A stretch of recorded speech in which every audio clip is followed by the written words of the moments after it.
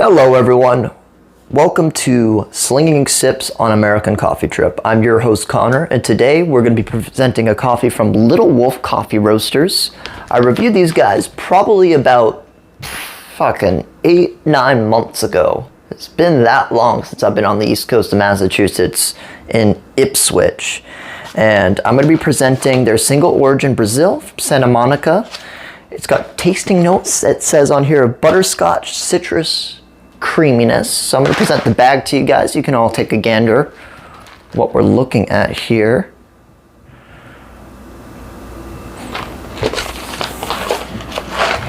Now, when I went to Little Wolf Coffee, I met a guy named Josh Noland. He's someone who I believe on a few occasions has competed in Coffee Masters. I don't know a whole lot about him, but he kind of had a connection with Alejandro and Jacob. They know each other through the Coffee Masters program, and it's really kind of cool to just discover those little links there. And now I'm trying to prepare myself for Coffee Masters and seeing if I can achieve that level and see if I have what it takes to get there. And Slinging Sips is going to kind of prepare me for that. So no scores. Like in the last video, I announced that. I also don't work for Jacob Alejandro anymore. I work for Alias Coffee down the street. So I will be presenting some coffee from them as well. Some coffee from Touchy Coffee, which is even further down River Street, across Route 7, across Route 2, a little bit outside of the main hustle and bustle of downtown.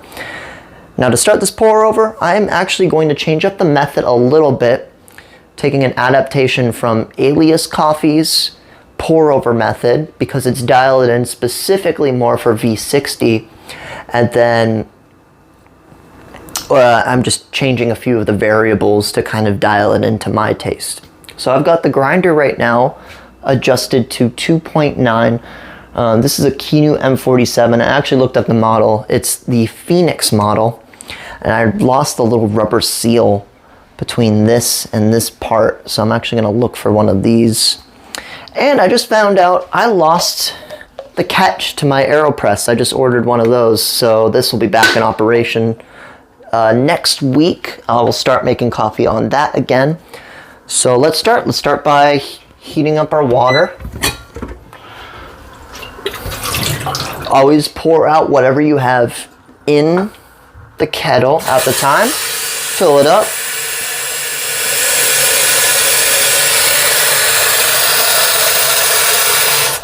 You want fresh water every single time. The Alias Coffee method has you basically stir on the bloom pour, which I've seen a few pour over methods do. I personally don't like doing it here at home because I feel like really the aim of that bloom pour is to try to wet all that coffee with a free pour. And if you're able to evenly do that with as little agitation as possible, that is going to be the ideal way to do it. And so I've been actually working on my pour consistency, trying to keep that stream of water at the same consistency throughout the entire brew process. I'm trying to make sure that it comes on smoothly and comes off smoothly. There's no extra harshness when I'm going for liftoff or when I'm going in for my pour. And also working on trying to have an even tempo, so smaller circles to large circles, back around. I kind of do it like this, changing direction, trying to keep the coffee as evenly wet as possible. I made that grind size adjustment because it was running a little bit long, and so I'm trying to get this 2 minutes 45 seconds is kind of a baseline that I have it at, although some coffees need more of that extraction time, like this Nomad. Do I got it right here? Yeah, here it is. This Nomad coffee, really, like, I always found better running it like a minute or two longer on the French press than other coffees. And then as far as pour over, like another 15-20 seconds on top of what I usually do. That's what this coffee loves and deserves. It takes a little bit more effort to get those tasting notes out on this one. Now I've actually got a bag of Alias coffee lined up. It's gonna be fun. I love their coffee, by the way. They have amazing roasting practices. Whatever Hernan has been doing, he's my new boss. It's fantastic. Just waiting on that water now. I can weigh out my coffee. I think it's time to crack this bag open.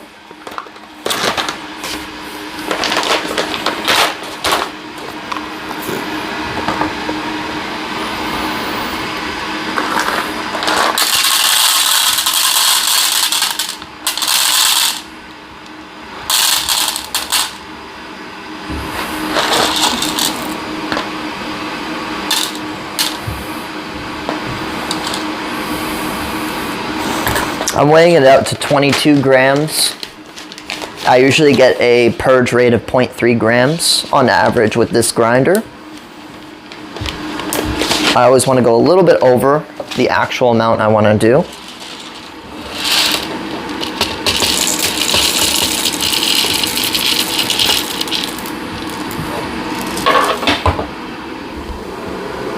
I lost a bean on the ground, but with coffee can be handled by your hands. As a barista, you keep your hands clean all the time. And during the brew process and everything that you're doing as well, the water basically kind of cooks away any germs that may appear anyways. And that's how coffee has been done for many years. Many years, just gotta be sanitary. That's all it is to it. Shake this up, keep that even.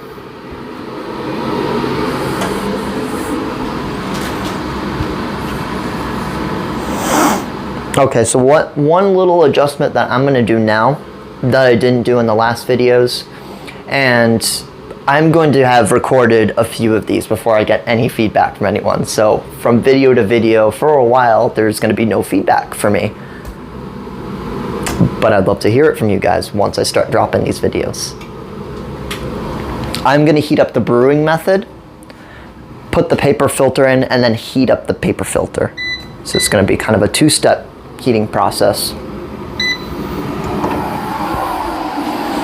The idea is, what I wanna do is let that water sit in there for just a little bit longer so it has more time to heat up the glass below.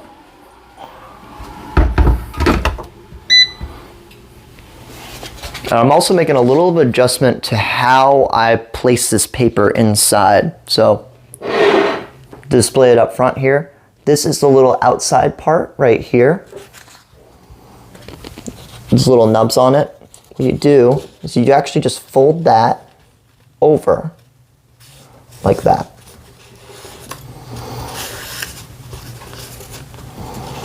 Now I'm trying to do this and talk to you guys at the same time. Still working on that too. What that does, you open this up, and it actually places itself a lot more evenly automatically inside the brewer. So now what I'm going to do again, I'm going to start from the middle, and I'm going to do little circles, turning into bigger circles. I take my time with this. Trying to pour as slowly as possible right on the edge so you get all the paper wet. There we go.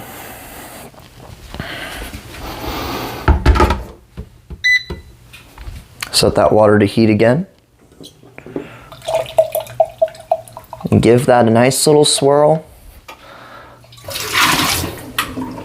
That brewer is nice and hot now. Now what I'm going to do is I'm going to put this on the scale. I'm going to zero out the scale. I just weighed out my coffee. It was just over 22 grams, 22.2 grams.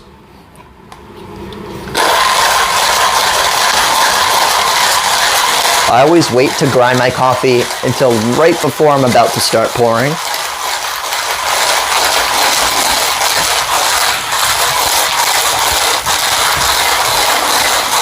The shorter that window is from the time that you grind the coffee to the time that water makes first contact for it, is going to maximize the freshness of your coffee.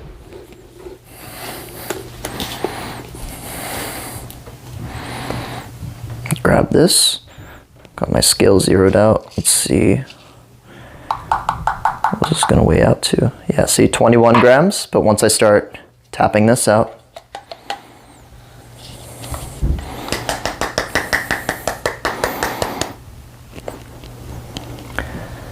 $21.6 grams. So that is actually 0.6 gram purge from the original amount that I started with. Tap your brewer. You want to have a nice even coffee bed, and when you're pouring, you want to aim for the middle of the brewer. There we go. So that's all sorted out.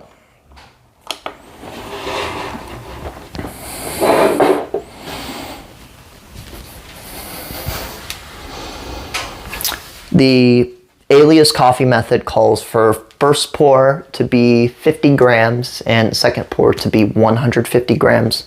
I've found that actually increasing the amount of water just a little bit has really helped me as far as free pouring, especially with a greater dose, that you need a little bit more water to actually wet that coffee bed and cause proper bloom. So I'm gonna go for 60 grams first pour, and I'm gonna start from the middle. Timer starts when the water hits the bed. And I'm really working on having a very even, smooth pour. Now that was probably one of my best pours yet, even though I was even talking to you guys. And I'm working on the evenness and the consistency of my pour, making sure that my kettle is set, and I'm watching that timer. So now I'm waiting for the 30-second mark, and I'm gonna go up to 160 grams of coffee.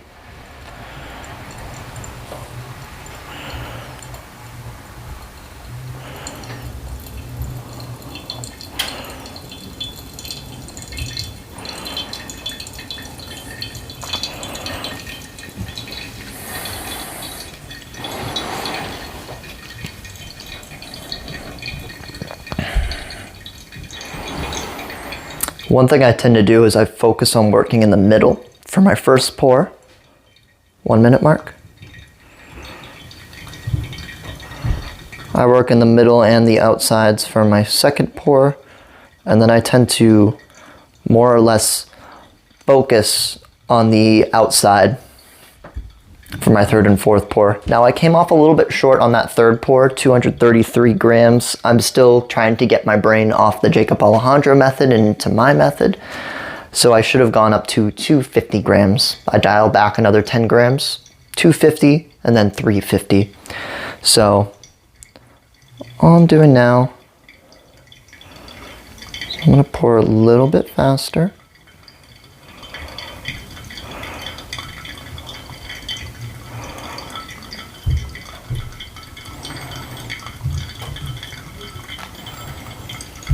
$350 grams.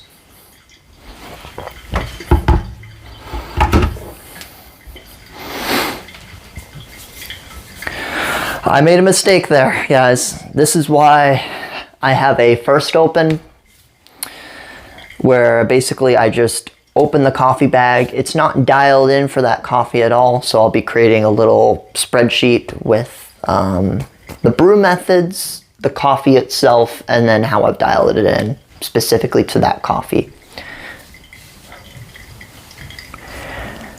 I'm gonna aim for 2 minutes and 45 seconds. That's my baseline time. And then I'll be able to determine by taste whether that was too short, too long, just right, what have you.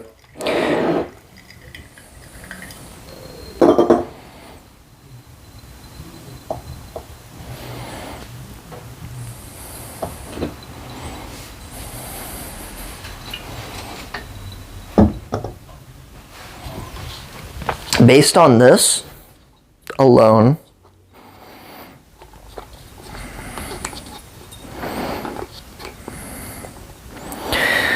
I'm going to adjust my dial 2 ticks from 2.9 to 3.1, and I'm going to try that. But I'm also not going to adjust so far as to go to like 3.2 or 3.3. My grinder, each click adjusts 10 microns per click, so it's extremely accurate as far as grind size goes. Now this coffee is still brewing right now. We're at 3 minutes and 45 seconds. Although the fact that I had a little bit of a delay starting my fourth pour, about 3-second delay, as well as having too short of a pour for my third pour. So I went up to 230 grams of coffee when I should have gone up to 250 grams of coffee. But that's what this is for. I'm learning. I'm still trying to dial in my pour over, and I'm totally okay with that result, because one thing I did do really right was that my pour was very consistent. There was very little agitation.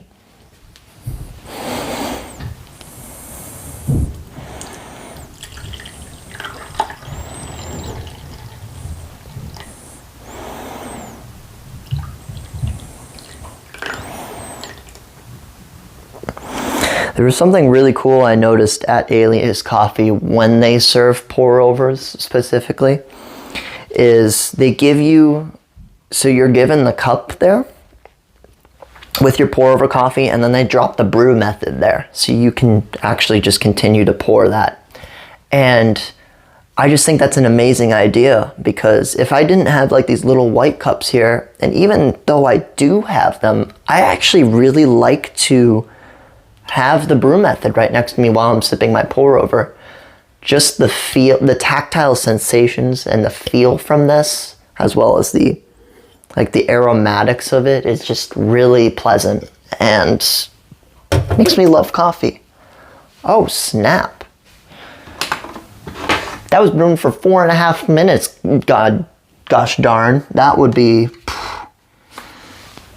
we'll see if next time I'm a little bit more dialed in.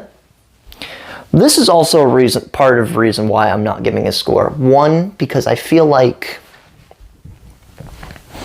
it's not really honoring the coffee itself. It is kind of on me to make it taste as good as it possibly can. And I'm always going to get good coffee, good specialty coffee anyways. I'm never going to drink crap coffee in these videos. It's always going to be specialty grade, awesome coffee roasters doing awesome things. And two, it's going to prevent me from getting better. It's going to have me pass judgment on the coffee when it is really me that needs to improve, get better, understand the beauty of coffee. So let's take a sip of this. I'm going to tell you what I think of it.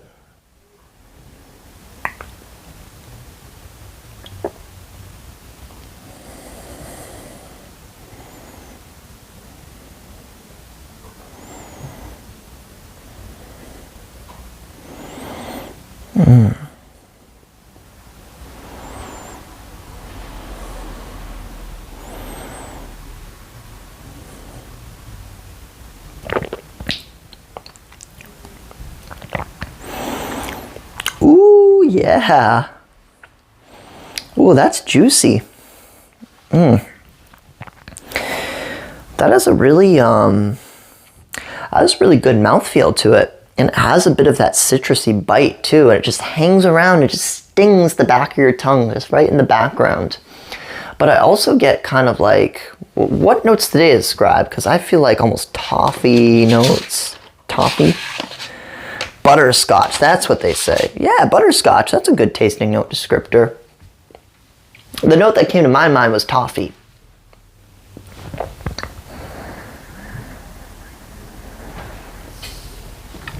And it just has like this good, it has this good mouthfeel to it too. Like there's a little bit of a citrusy bite in the back. The butterscotch certainly takes prominence over everything. And then that mouthfeel, I don't know if I would describe it as creamy like they have. It almost like has like a fizziness to it. Like the citrus creates like this,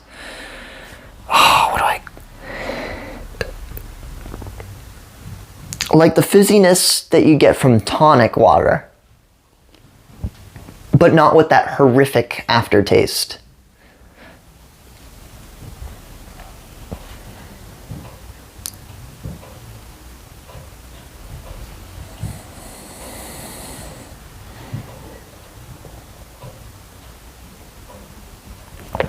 Oh damn, she stings. That is nice.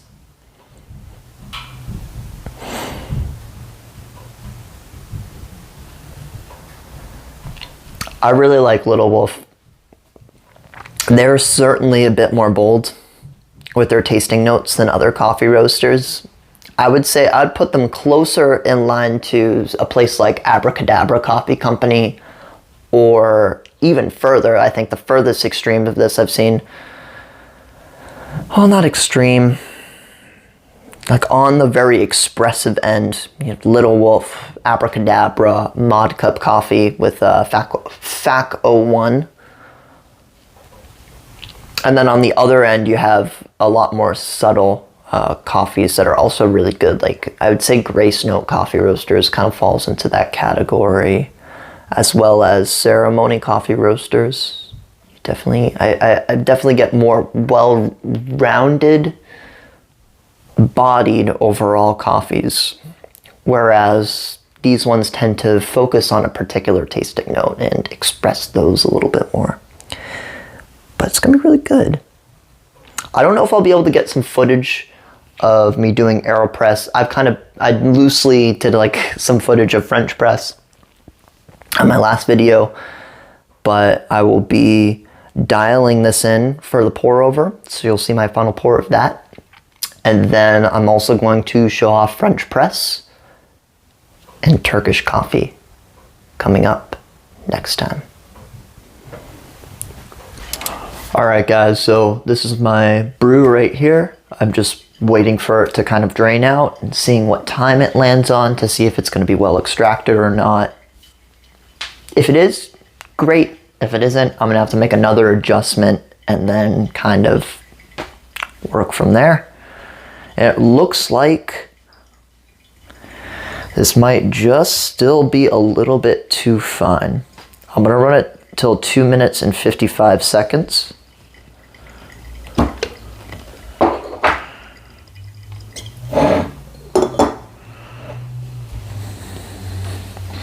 I'm going to keep running it, see how long that's extracting for. We're at 3 minutes and 10 seconds. This is a much denser bean than the one I worked with last time with Nomad Coffee, the Columbia. It was a much bigger bean.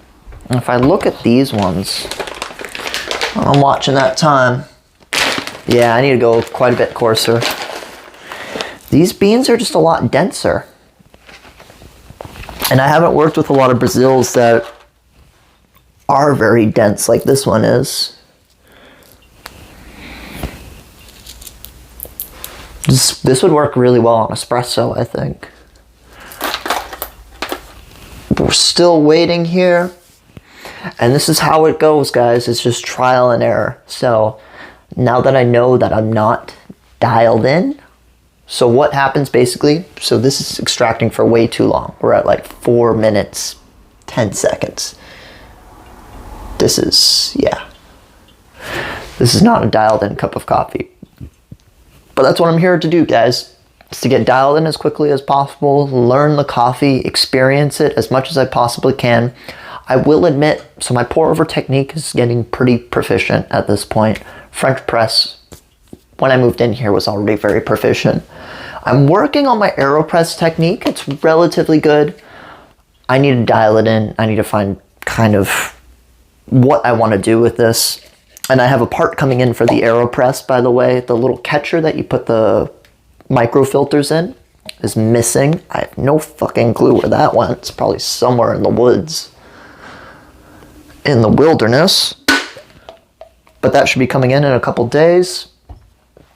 And then I don't have my Turkish coffee method dialed in. So I need to come up with the Chechva Turkish coffee recipe that I'm going to be following as a baseline.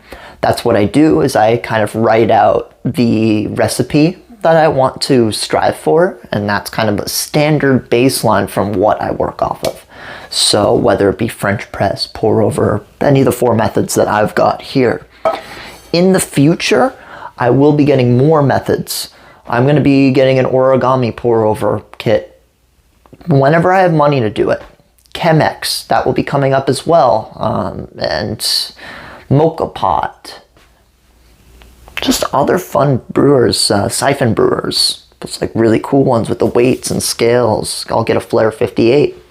So Slinging Sips is going to evolve as I evolve. And, you know, I'm doing as much as I can, guys. Once I get the income, things will really start to be upgraded in here. And one thing I really want to do is definitely replace this table with a higher table, some better bar seating, because I want this to be kind of a presentable experience. I'm here, I'm the artisan, the craftsman, making coffees, cocktails, food, whatever it may be. I'm going to serve it right out front here. Beautiful. Anyways, guys, we're going to cut to when I actually got this damn thing dialed in. See you then.